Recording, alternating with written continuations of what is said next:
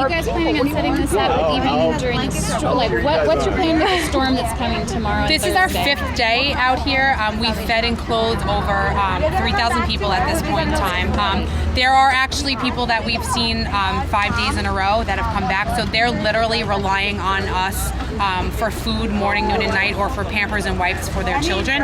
They're even using baby wipes, which we're asking people to donate fully because there's no water down here and the people are trying to clean themselves. So we have a blowhorn. We have been telling them, just to back up a little bit, half these people that come here didn't even know a storm was coming.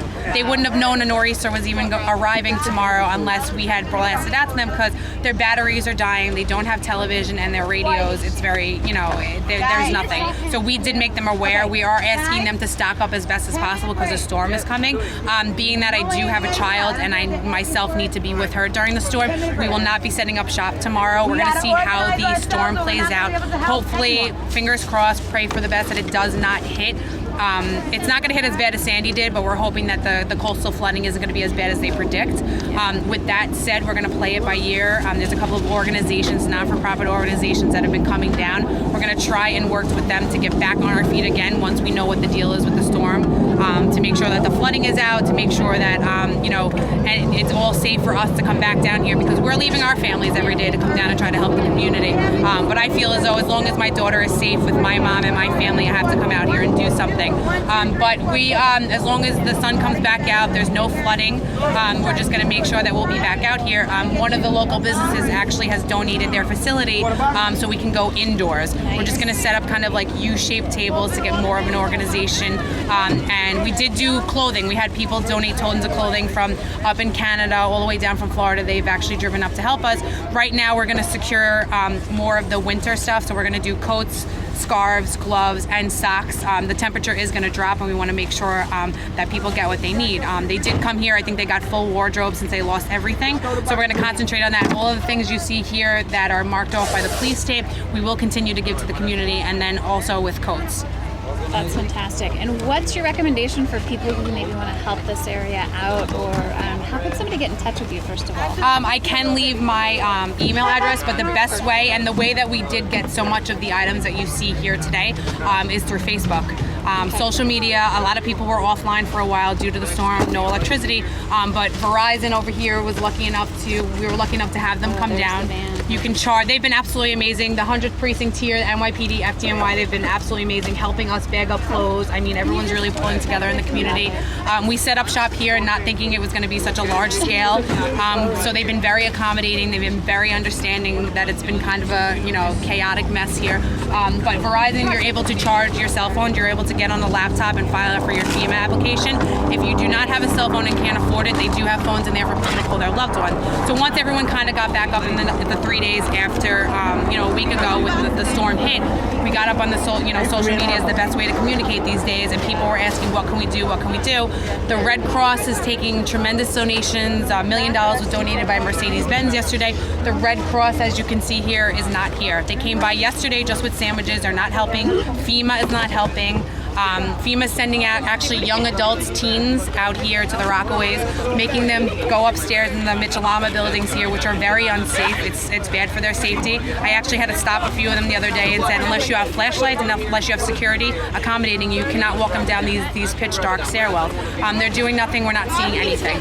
People are filing claims, and I am hearing that they are receiving what they filed for, but there's more to that. We need flashlights. They need batteries. This is just out of the kindness and goodness of people's hearts. My friends, my family, their friends, the people over the United States that have at least planted their feet once in the sand in Rockaway just want to help in some way. Is there a fan page, or? There's no fan page. Okay. It's just my page, Lauren O'Connor, that people can search. I believe you can find me through, since I live in Rockaway. We are going to start a fan page. It's just that we literally have been here for 10 hours every day, and I haven't had the time to get on a computer to try to, get that up and running. That's fantastic. So, bottom line is we'll check back with you after the storm to see what's going on. And like I said, we're working on a fundraiser in the city. Yeah, we're going to help as much. We're going to be out here as much as we can. We're going to, a lot of people lost a lot more than myself and my husband that's here today. Friends and family are safe. Everyone is alive and well right now. We're going to see and play out how this nor'easter in the past in Rockway and nor'easters, the bay and the ocean have met, which is not good. But I just didn't want to find a facility, secure it, clean it for only the water to come in again. So as soon as the sun shines again and everybody is safe in the community, we'll be back out here, maybe on a smaller scale clothing-wise. We will and are determined to make sure that everybody is warm and that their children and kids are, fed. So I'll touch base with you before we do our fundraiser on Friday and get a list of the things that would be most helpful. Sure. And do you have anything set up to take payment or things like that for people who can't do it? There is a legit, on Facebook, you can go to the link, there is a legit Rockway Relief Fund. Okay. Also, the town that I'm sure you guys drove through on the bridge coming in here on the Cross Bay Bridge, Broad Channel has been affected just as much, and Breezy Point, I'm sure you guys saw on the TV, 110 homes were lost. It was devastating. I mean, our biggest upset down here, and another reason why we did this is because as much as we know that New Jersey suffered a huge loss, there's only been coverage on New Jersey, and I know that they're underwater, and Chris Christie is doing the best that he can, but he's also mentioning New York.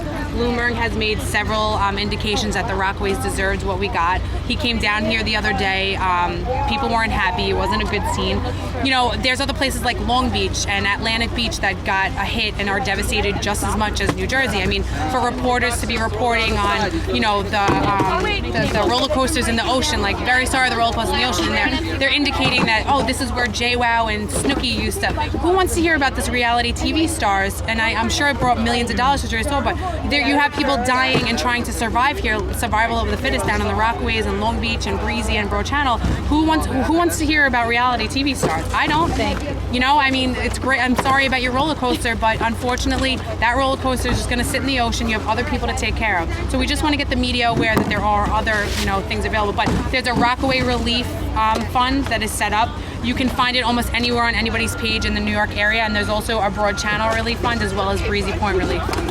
That's awesome. Good deal. Well, you know what? I'll get some information from you, like I said, for Friday, and really appreciate you going. No, thank you guys for coming down. This is how we're just trying to get the word out, people meeting people. I mean, everyone's just trying to help one another. As you see, no one's fighting with each other, no one's, cutting the line, and we just keep broadcasting. This is not an organization. My friend Joanne Smith and I, we just, our family friend, practically family, and we just decided we need to do something, and that's it. Some people are taking